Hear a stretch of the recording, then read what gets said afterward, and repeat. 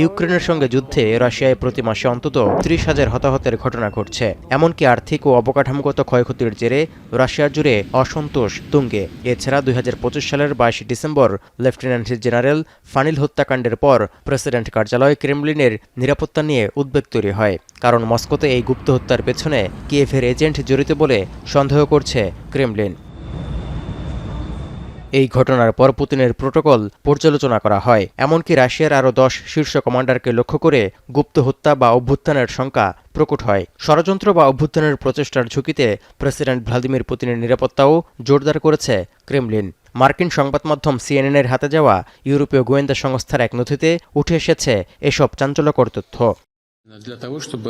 President পুতিনের নিরাপত্তার আওতায় তার ঘনিষ্ঠ কর্মকর্তা ও কর্মীদের বাড়িগুলোও নজরদারির আওতায় আনা হয়েছে।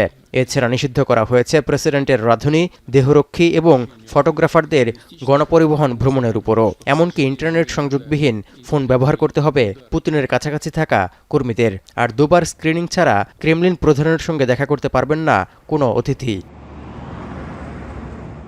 শুধু তাই নয়, গোয়েন্দা তথ্যে দেখা গেছে পুতিন ও তার পরিবার মস্কো অঞ্চলে থাকা তাদের বাসভবনে এবং সেন্ট পিটার্সবার্গ ও নির্জন গ্রীষ্মকালীন অবকাশ যাপনের স্থান ভালদায় যাওয়াও বন্ধ করে দিয়েছেন।